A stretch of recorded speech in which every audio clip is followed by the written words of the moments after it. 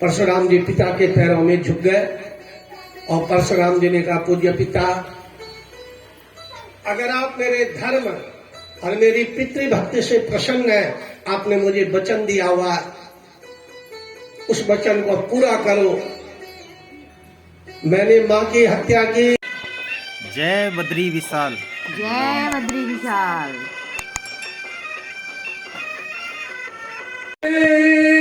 दहज पुत्र को सुमिरो बारंबार,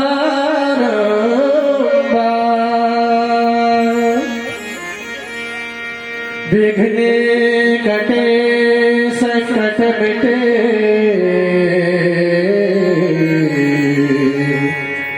पूर्ण हो सबका,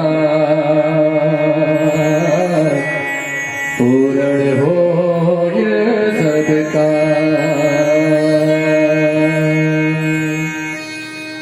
राधा मैं तेरी स्वामी,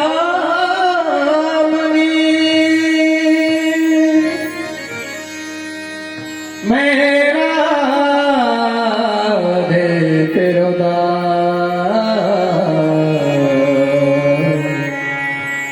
जन्म जन्म मोहे दीजियो,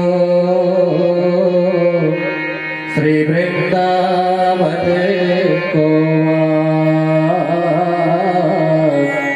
जन्म जन्म मोहे दीजियो, श्री वृंदावन को।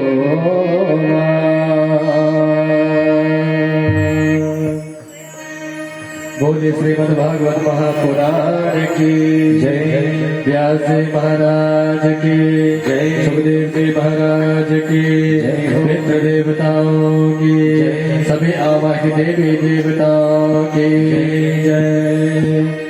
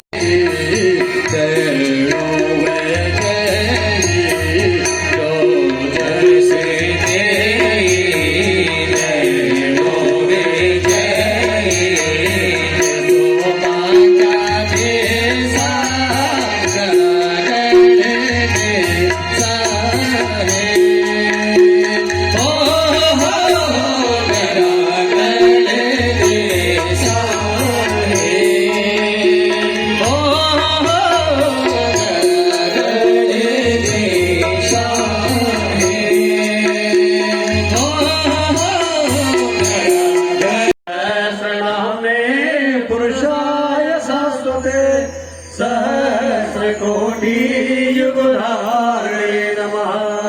नमः कमलनाभाय, नमस्ते जलशायिने, नमस्ते केशवानंत वासुदेवाय नमस्तुते। व्यासाय व्यासरूपाय, व्यासरूपाय विष्णवे, नमो वे ब्रह्मण्ये वसिष्ठाय नमो नमः। अचतुर्वदनो बाहो द्विबाहो परो हरि, अभारलोचना शंभु भगवान बादरायण तिलकांते। कस्तूरी तिलकम ललाट पटले, वक्षस्थले कौस्तुभम, नासाग्रे वरमौक्तिकम करुतले, वेणुकरे कंकणं सर्वाङ्गे हरिचन्दनं सुललितं, कंठे च मुक्तावले।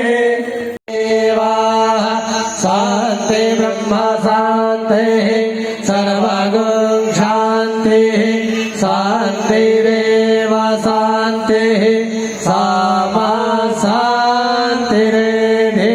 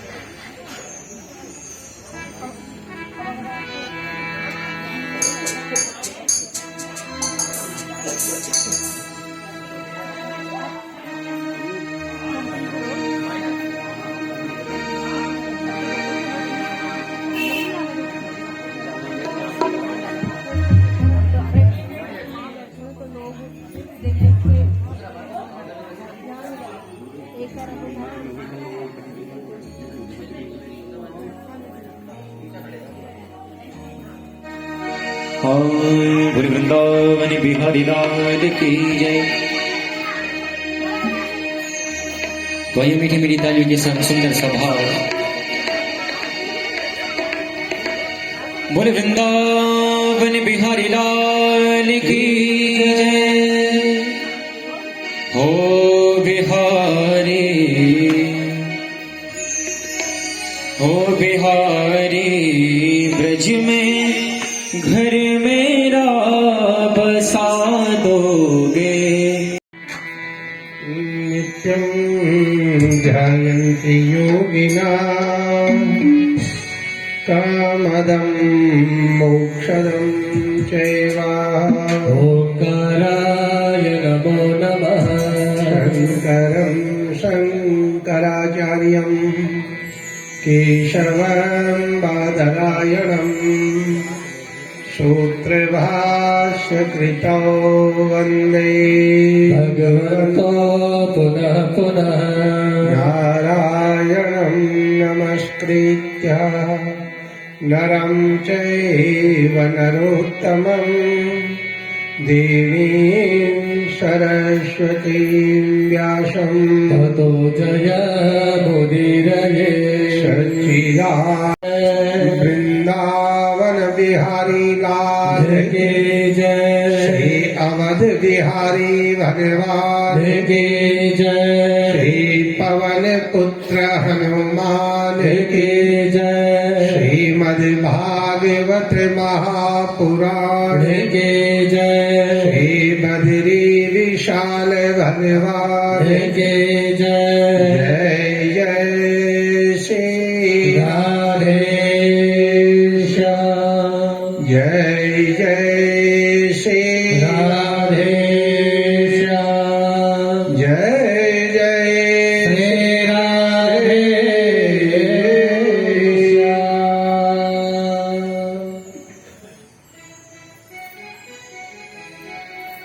आनंद कंद सच्चिदानंद सर्वात्म स्वरूप घट घटवासी निर्वाण निराकार सगुण साकार परब्रह्म परमात्मा मुकुंद माधव श्याम सुंदर वृंदावन बिहारी लाल भगवान श्री हरि नारायण श्री ठाकुर जी के चरणों में आप हम सभी का दंडवत प्रणाम, साष्टांग प्रणाम, कोटि कोटि प्रणाम।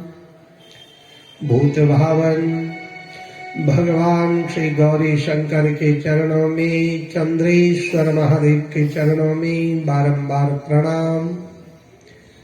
इष्ट देवी कुल देवी ग्राम देवी जगत जननी जगदम्बा त्रिशक्ति स्वरूपा आत्म शक्ति स्वरूपा पंच प्राण शक्ति स्वरूपा तन मन धन जन गण मन शक्ति स्वरूपा माँ भगवती भद्रकाली के चरणों में कुल कुटुंब सहित सब कोटि प्रणाम।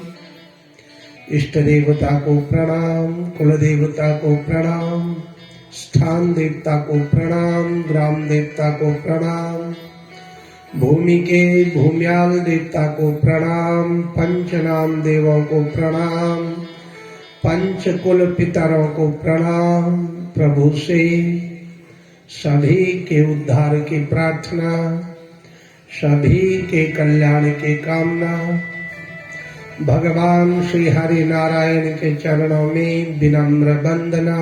प्रभु ऋषिकेश महानगर में मुनि की रीति क्षेत्र में 14 बीघा सूर्यग्राम नौडियाल भवन, नौडियाल वंश, नौडियाल निवास, नौडियाल खानदान, नौडियाल परिवार में श्रीमद् भागवत महापुराण, देव यज्ञ, पितृयज्ञ, धर्म यज्ञ, कर्म यज्ञ, ज्ञान यज्ञ, मोक्ष यज्ञ। नौडियाल परिवार में दिवंगत आत्मा स्वर्गीय श्री पंडित कमला प्रसाद जी नौडियाल, स्वर्गीय श्री रामेश्वर प्रसाद जी नौडियाल, स्वर्गीय श्री संपूर्णानंद जी नौडियाल और भी परिवार के जितने भी स्त्री पुरुष जो स्वर्गवासी हो चुके हैं, उन सभी के उद्धार के लिए, उन सभी की आत्मा को शांति मिले, स्वर्ग धाम का वास हो, वैकुंठ धाम का वास हो, श्री गोलोक धाम का वास हो, देव यज्ञ कर्मकारी, पितृ यज्ञ कर्मकर्ता, नौडियाल वंश, नौडियाल परिवार फले फूले, दीर्घायु रहे, सतबुद्धि में रहे, शुभ कर्म सत्कर्म इस कुल में, इस खानदान में, इस परिवार में समय समय पर संपन्न होते रहे। ये वंश वृक्ष, ये वंश बेला नित निरंतर आगे बढ़े, हरी भरी रहे, इष्ट देवी देवताओं की कृपा बरसती रहे, कुल पितरों की छाया माया हमेशा बनी रहे। ऐसी भगवान से बारंबार विनती है, प्रार्थना है, अभ्यर्थना है। आनंद कंद भगवान की जय, बोलिए भागवत भगवान की जय। धर्मशेषु तमासीनम अभिवाद्य महामते, कथामृता रसस्वादा कुशलो शौनको ब्रवीत्। कथामृता रसस्वादा कुशलो शौनको ब्रवीत्। निमिषारण्य में शौनक आदि 88,000 ऋषि मुनि तीर्थ यात्रा पर आए हुए हैं। ऋषि मुनियों ने पूरे विश्व का भ्रमण किया, पद यात्रा की, और ऋषि मुनियों की ये धर्म यात्रा, कर्म यात्रा, ज्ञान यात्रा, मोक्ष यात्रा अंतिम पड़ाव पर है। ऋषि मुनियों ने इस यात्रा के अंतर्गत धूप दीप ध्यान जप तप पूजा पाठ भजन कीर्तन दया दान धर्म यज्ञ आदि सत्कर्म संपन्न किए और पूर्णाहुति के लिए नेमिषारण्य के परम पवित्र धाम में आए हुए हैं। नेमिषारण्य में माँ भगवती ललिता देवी ललिताम्बा विराजमान है और माँ भगवती ललिता जी के जो उपासक हैं, चारों वेदों के ज्ञाता, पुराणों के व्याख्याता सूत जी महाराज, और उन्हीं के मुखारविंद से ऋषि मुनि श्रीमद् भागवत की कथा का श्रवण करते हैं। 28वें द्वापर युग की समाप्ति पर हस्तिनापुर नरेश चक्रवर्ती सम्राट महाराजा परीक्षित गणगंगा के किनारे शुक्रताल जिस तीर्थ स्थान का नाम विख्यात है, वहां पर बरगद वृक्ष के छांव में विराजमान संत शिरोमणि श्री सुखदेव मुनि महाराज के मुखारविंद से श्रीमद् भागवत का परम पवित्र ज्ञान प्राप्त करते हैं। राजन संस्मृत्य सुखदेव स्वामी राजा परीक्षित को श्रीमद् भागवत में 24 तत्वों का ज्ञान प्रदान करते हैं। आत्म तत्व, श्री तत्व, बोध तत्व, ज्ञान तत्व, भक्ति तत्व, वैराग्य तत्व, गायत्री तत्व, सावित्री तत्व, ऐसे अनेक अनेक और संख्या 24 तक पहुंच जाती है। इसलिए श्रीमद् भागवत को आत्म पुराण कहा जाता है, ब्रह्म पुराण कहा जाता है। श्रीमद् भागवत की कथा ये हमारे जीवन की कथा है। श्रीमद् भागवत की कथा ये हमारे व्यवहार की कथा है। श्रीमद् भागवत की कथा ये हमारी वाणी की कथा है। श्रीमद् भागवत की कथा ये हमारे परिवार की कथा है। श्रीमद् भागवत की कथा ये हमारी आत्मा की कथा है। श्रीमद् भागवत की कथा ये आत्मा को परमात्मा से मिलाने वाली मैग्नेटिक पावर है, अदृश्य ऊर्जा है। बोलो जय श्री कृष्ण, जय श्री कृष्ण, जय श्री कृष्ण। तो निशारण्य में ऋषि मुनि विराजमान है और वहां पर श्री गुरु जी के मुखारविंद से श्रीमद् भागवत का ज्ञान प्राप्त कर रहे हैं।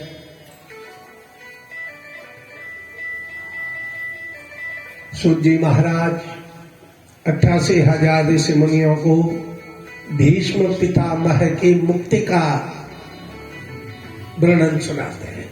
भीष्म जी जो देवव्रत है, जो गंगा पुत्र है, जो राजा संतनु की इकलौती संतान है, जिन्होंने गंगा मैया का दूध पिया है। हमने तो गंगा मैया का पानी देखा है, गंगा मैया के पानी में नहाए हैं। और भीष्म जी देवव्रत, ऐसे सौभाग्यशाली पुरुष, उन्होंने गंगा मैया का दूध पिया है। गंगा मैया के आंचल में उनका बचपन बीता है। श्री भीष्म महाराज की जय। ये भगवान परशुराम के शिष्य थे, जिनका आपने भगवान के 24 अवतारों में वर्णन सुना था। परशुराम ये भगवान का 16वां अवतार है। और परशुराम जी कैसे? जमदग्नि ऋषि के 12 पुत्र थे, एक कन्या थी और 12 पुत्र जमदग्नि जी के।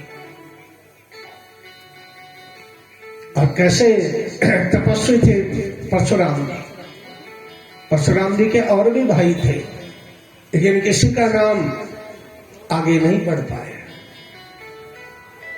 परशुराम जी एक बार क्या हुआ, आषाढ़ का महीना था और जमदग्नि ऋषि को एक यज्ञ करना था। और उस यज्ञ में गंगाजल चाहिए था। और गंगाजल कैसा चाहिए था कि कोई सुहागन स्त्री हो और उसके कोख खंडित न हुई हो, माने उसके जितने भी बच्चे हैं सब जीवित हो, ऐसी स्त्री चाहिए थी। और उसका लाया हुआ गंगाजल, उससे यज्ञ संपन्न होना था। और जमदग्नि जी ने घर में चर्चा की। तो जब चर्चा की तो उनकी जो धर्मपत्नी रेणुका जी, उन्होंने हाथ जोड़ दिए, महाराज क्या मैं योग्य नहीं हूं? जमदग्नि जी ने विचार किया है कि ये तो बिल्कुल योग्य है, सुहागन भी है और इसके तो 13 संतान भी है, 12 पुत्र है, 1 कन्या है और सबके सब राजी खुशी है, कोख भी खंडित नहीं है। तो जमदग्नि कहते हैं, देवी ये तो सोने में सुहागा हो गया, फिर हमें बाहर जाने की क्या जरूरत है? लेकिन देवी समय का ख्याल रखना होगा, तुम समय का ख्याल नहीं रखती। रेणुका जी की आदत थी गपशप करने की। तो जमदग्नि जी ने 10-15 दिन पहले से ही उनको ट्रेनिंग देना शुरू कर दिया था कि तुम 4 घंटे पहले चले जाना घर से, तुम्हें जहां भी बैठना हो, गपशप करनी हो, कर लेना। लेकिन जो मुहूर्त है जल भरने का, उस मुहूर्त में जल भर के फिर मौन हो जाना है, फिर किसी से बातचीत नहीं करनी, किसी के घर में नहीं जाना, सीधे कलश सिर में उठा के अपने घर आना। 10-15 दिन पहले से उनको ट्रेनिंग दी जा रही थी। रेणुका जी बार बार वादा करती थी कि महाराज इस बार शिकायत का मौका नहीं मिलेगा, जमदग्नि बार बार कहते थे, देवी तुम अपनी आदत से मजबूर हो, कहीं ऐसा ना हो कि मुहूर्त टल जाए और तुम बाद में गंगा जल लेके आ रही। रेणुका जी ने पतिदेव को बार बार बार बार भरोसा दिलाया कि इस बार शिकायत का मौका नहीं मिलेगा। बोलो जय श्री कृष्ण। आ गया वो शुभ दिन। जब शुभ दिन आ गया तो जमदग्नि जी ने 5 घंटे पहले ही अपनी धर्मपत्नी रेणुका देवी को जल लेने के लिए भेज दिया था, क्योंकि उन्हें पता था कि ये आदत से मजबूर है। अब रेणुका जी ने विचार किया कि मुहूर्त अभी 5 घंटे बाद है, गांव के रास्ते जाते हूँ, सहेलियां हैं, गपशप भी हो जाएगी, मिलना जुलना भी हो जाएगा और फिर मैं समय पर गंगा जल भर के लाऊं। अब रेणुका जी गई गांव, आदत की मजबूरियां। रेणुका जी जब गांव में गए, जेठ का महीना था, गर्मी तो थी। अब जब रेणुका जैसी नारी आई गांव के बीच तो पूरे गांव में खुशी की लहर दौड़ गई, सब मिलने आ गए। अब मिलने जब आए, जब उनकी कमेटी बैठी, पता नहीं चला कि 5 घंटे कब निकल गए। बोलो जय श्री कृष्ण, जय श्री कृष्ण। और वो जो मुहूर्त था जल भरने का, जल भर के घर पहुंचने का, रेणुका जी उस मुहूर्त को भी गंवा बैठी। कल चर्चा हुई थी कि समय हमेशा रहता है, अवसर कभी कभी प्राप्त होता है, अवसर का लाभ उठा लेना चाहिए, अवसर को नहीं गंवाना है। आप हम भागवत के श्रोता हैं, 2 चीजें जरूर याद करनी है, 2 चीजों को कभी बर्बाद नहीं होने देना है। वो 2 चीजें क्या है? कण और क्षण। क्षण कहते हैं समय के लिए, एक एक मिनट हमारा बड़ा महत्वपूर्ण और बीत रहा है, फिर दोबारा नहीं मिलेगा, तो समय बर्बाद नहीं होना चाहिए। क्षण और कण माने अन्न, अन्न बर्बाद नहीं होना चाहिए। जो क्षण और कण को बर्बाद करता है ना, वो भगवान की नजरों में गिरा हुआ होता है।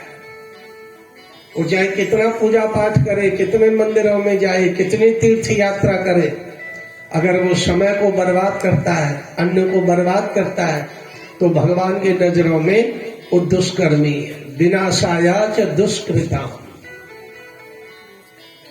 कण और क्षण पर ध्यान रखना है, इसे बर्बाद नहीं करना है।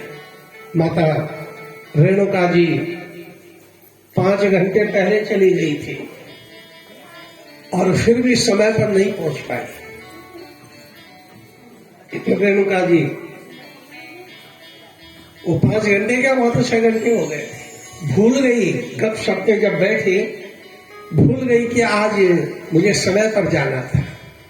इधर जमदग्नि जी परेशान हो गए, निराश भी हो गए कि इतने दिन से मैंने समझाया हुआ था और रेणुका जी ने फिर भी नहीं माना। रेणुका जी कम से कम 2 घंटे बाद गंगा जल भर के ला गई। हालत खराब है रेणुका जी की, क्योंकि जमदग्नि तो अग्निमुख ऋषि थे, इनके मुख में अग्नि का वास था।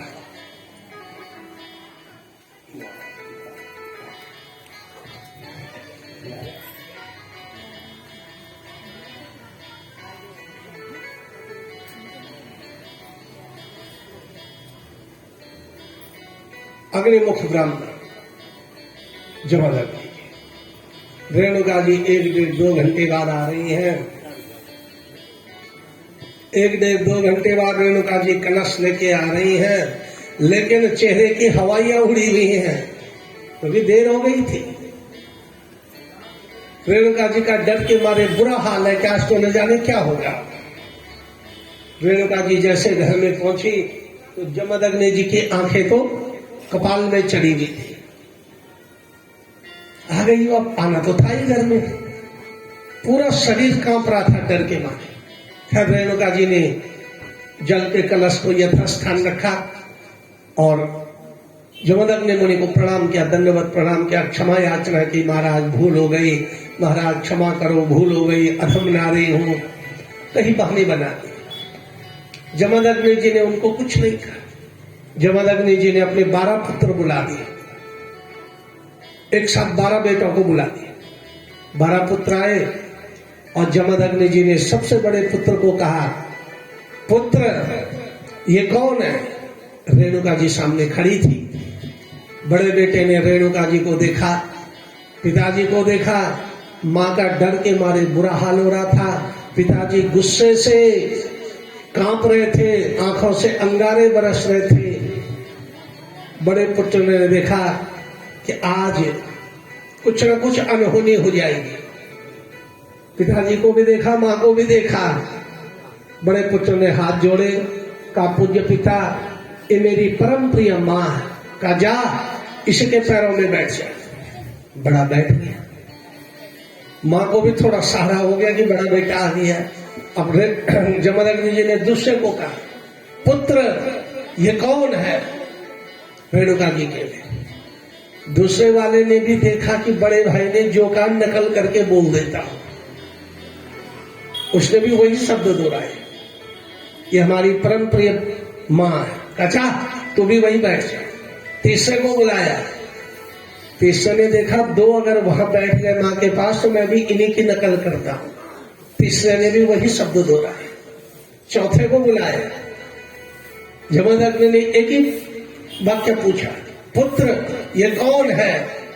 चौथे ने भी उन्हीं की नकल की। पांचवें को बुलाया।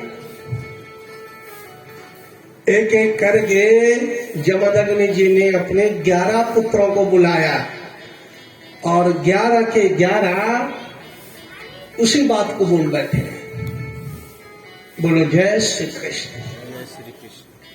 धर्म के मर्म को समझना चाहिए। चिंतन मनन करने से धर्म का मर्म समझ में आता है। अभी हम यहाँ पर बैठे हैं ना, हमें पूछा जाए धर्म क्या है, नहीं बोलता। कौन कौन धर्म है ये तो बोल देंगे, लेकिन धर्म क्या है, धर्म की परिभाषा क्या है, नहीं बोलता। कोई कुछ बोलेगा, कोई कुछ बोलेगा। जैसे हमसे पूछा जाए कि भगवान क्या है, भगवान कौन है, ये अलग प्रश्न है। और हमसे पूछा जाए भगवान क्या है, को नाम लोके भगवत पदार्थ। भगवत जी में वर्णन हुआ, को नाम लोके भगवत पदार्थ। भगवान क्या है? बोलो जय श्री कृष्ण। 11 भाइयों ने एक जैसा उत्तर दिया। पिताजी ने पूछा, पुत्र ये कौन है? और 11 भाइयों ने एक ही जैसा उत्तर दिया कि पूज्य पिता, ये हमारी परम प्यारी पूजनीय माँ है। बोलो सही बोला उन्होंने कि गलत बोला? भागवत के श्रोता है ना, भागवत के जो श्रोता होते हैं ना, वो धर्म और कर्म को जानने वाले होते हैं। उनको धर्म और कर्म की जानकारी होती है। क्योंकि भागवत सुन के संसार की चीजें नहीं मिलती, भागवत सुन के सांसारिक चीजें नहीं मिलती, भागवत सुन के तो मोक्ष मिलता है। ये ज्ञान यज्ञ है। भागवत कथा में बैठ करके टाइम पास नहीं होता है। भागवत कथा तो ज्ञान प्राप्ति के लिए होती है। यहाँ तो ज्ञान रूपी आहुतियां दी जाती हैं।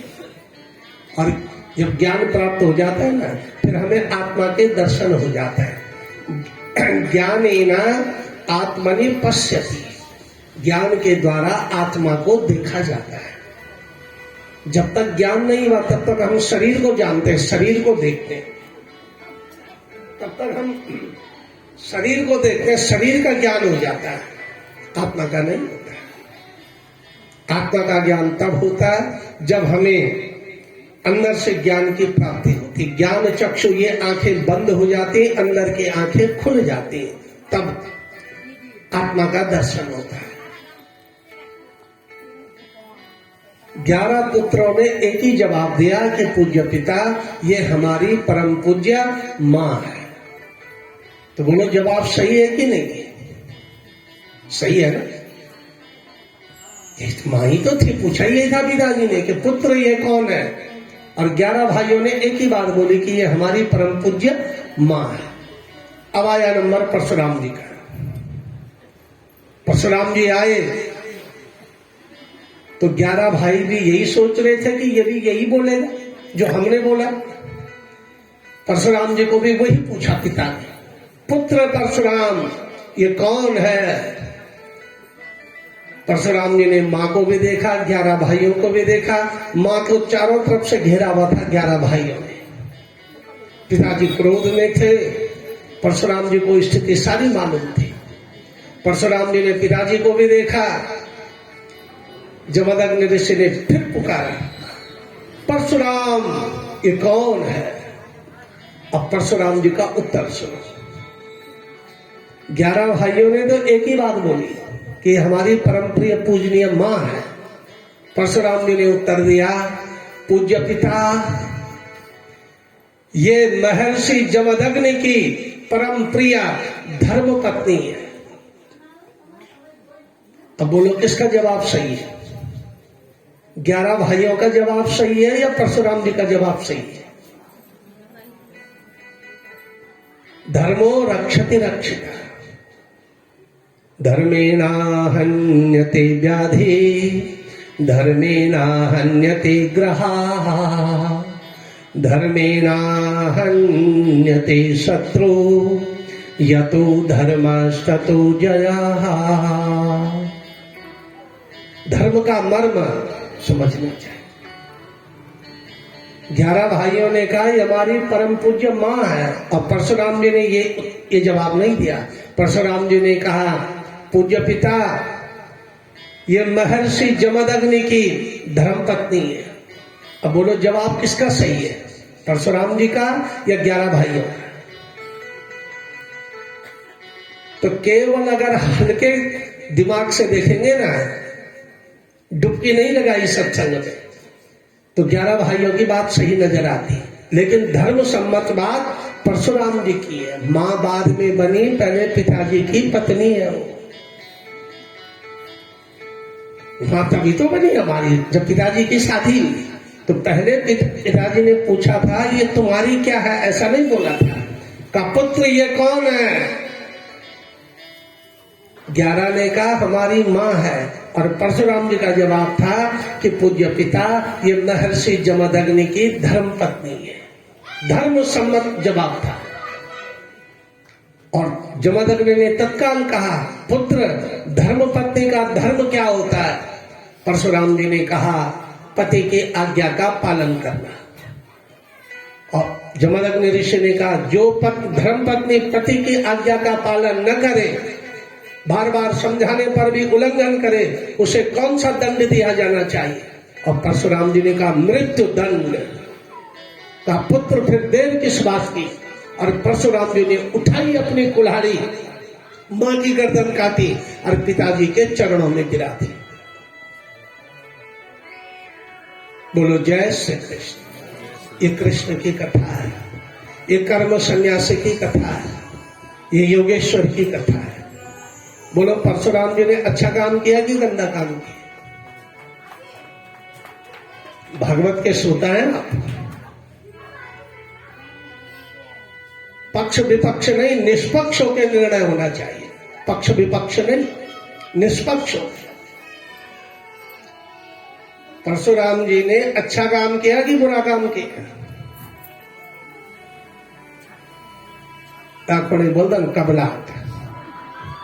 अब इधर बोलते हैं तो गड़बड़ होता है, इधर जाते तो क्या होता? 11 के 11 भाई रोने लग गए, माँ को मार दिया, माँ को मार दिया, माँ को मार दिया। और अंदर ही अंदर उनको जलन भी होने लगी कि पिताजी अब सारी प्रॉपर्टी इसी को दे देंगे। वो 11 और परेशान हो गए। संसार की तरफ से देखा जाए तो बहुत गलत कार्य हो गया था, लेकिन धर्म सम्मत हुआ है, अधर्म नहीं हुआ। धर्म संस्थापनार्थाय संभवामि युगे युगे। जमदग्नि ऋषि ने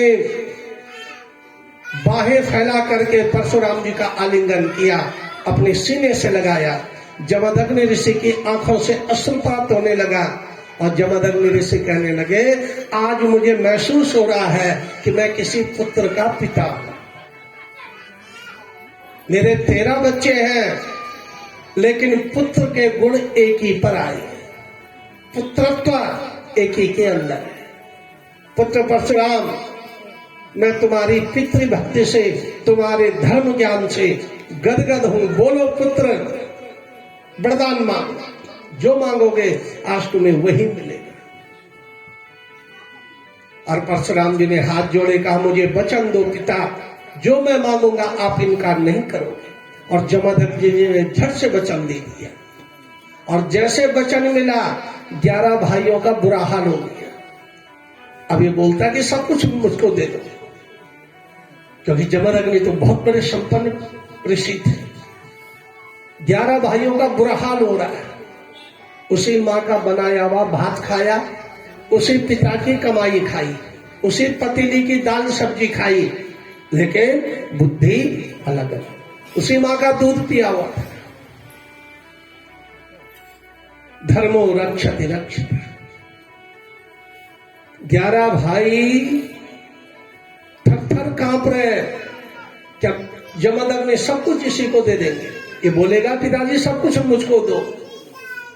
परशुराम जी पिता के पैरों में झुक गए, और परशुराम जी ने कहा पूज्य पिता, अगर आप मेरे धर्म और मेरी पितृभक्ति से प्रसन्न है, आपने मुझे वचन दिया हुआ, उस वचन को पूरा करो। मैंने मां की हत्या की, ये दोष मुझे न लगे। संसार में, मेरे भाइयों के अंदर संसार में कोई भी मुझे मां का हत्यारा न माने।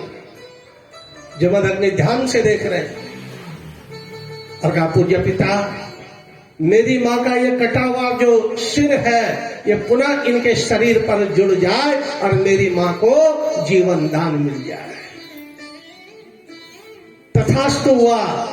और रेणुका जी जिनकी गर्दन काट के जमदग्नि के चरणों में गिरा दी थी, उनको पुनः जीवन दान मिल गया। भगवान से पुत्र मांगना है, बेटा नहीं। अंतर होता है, बेटा शब्द की व्याख्या कुछ और है और पुत्र की कुछ और है। हमारे हिंदू धर्म में पुत्रेष्टि यज्ञ होता है। बेटा नहीं, बेटी नहीं चाहिए, पुत्री चाहिए। पुत्र चाहिए, पुत्री चाहिए, बेटा नहीं चाहिए, बेटी भी नहीं चाहिए। अंतर होता है। परशुराम भगवान के, इसलिए परशुराम जी पूजनीय हुए।